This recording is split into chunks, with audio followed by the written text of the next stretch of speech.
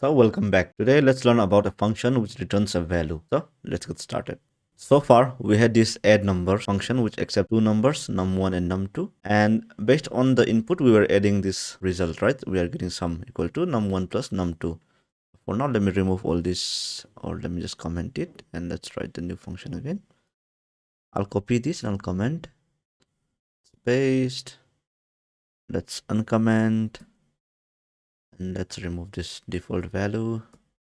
Let's remove this print. Let's remove this print also. And let's pass here 20. Okay. So here we have a function add numbers which takes two inputs num1 and num2 and it adds them. Like we get a sum equal to num1 and num2, right? So I want to return something from here. So when I call something, I want to get something. So in this case, when I call this function, I want the sum of the two numbers rather than printing in the console, right?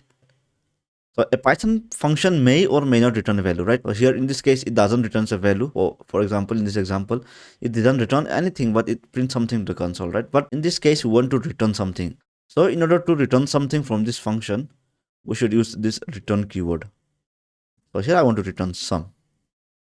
That means if I don't specify anything here, let's say I don't specify anything after this return, that means here if I say print my name is Pratap. So you can see it says code is unreachable. That means after this return keyword, I cannot write any code. So a function may or may not return a value, right? If as I told you. So let's say here total equal to add numbers.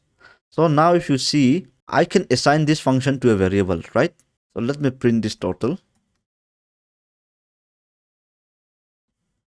And let me run this code. And you see we get none because it doesn't return anything. Let me remove this return also and let me run this code again.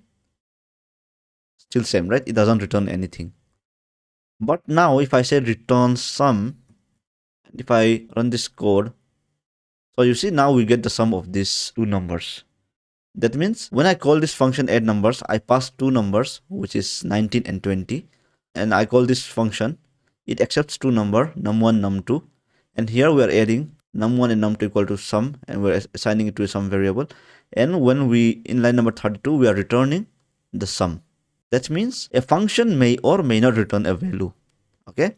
If we want a function to return some value to a function call, we use the return statement, right? If we want the function to return something, then we use this return keyword followed by what it should return. Okay. So here, if you can see, we can also specify the return type here. Like we can specify the return type by saying int. So this specifies that this, when I call this add numbers, it should return a number. Okay.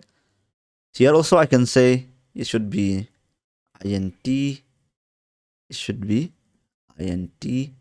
And now if I check my total, you will see we have the integer type. My total is integer type. So these are called data types, specifying data types in Python. So we'll learn more about them in the upcoming sections. Okay. We have these add numbers. Also, let's define another function. Let's say def find square. Let's say num. And then we will return the result. Okay. So how can we find the square of the number? So to find the square of a number, we can say let's return num into num. So this is simple, right? Now I have a list. Let's say my list or my numbers 1, 2, 3, 4. Okay. If you remember the definition of function, we said that a function is a reusable block of code, right?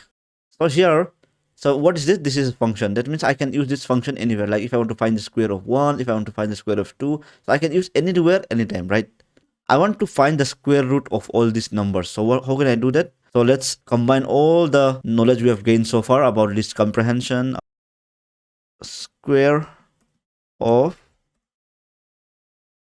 numbers would be equal to list comprehension. Now, first of all, let's write for num in my numbers. So would say here, we'll get the num here. So what we can say here, we can say find square for num. So this is a list comprehension. As you've learned, we have the square bracket. So we're looping through this my numbers, and for each of the numbers, we are finding the square, and this find square function returns the square of the number. So if I print this, let's print square of numbers. So if I print now, so you see, we find the square of each of the numbers in this list by using list comprehension, by using this function, a function that returns some value. You see, we have 1, the square of 1 is 1, 2 is 4, the square of 3 is 9, the square of 4 is 16. So this way we can use the function. We are using the function, right? For this 1, we are using this function. For this 2, we are using the function. For this 3, we are using the function. So this way in programming, a function is a reusable block of code that executes a certain functionality when it is called. I hope I'm able to help you out with this. So let's learn about the benefit of a function.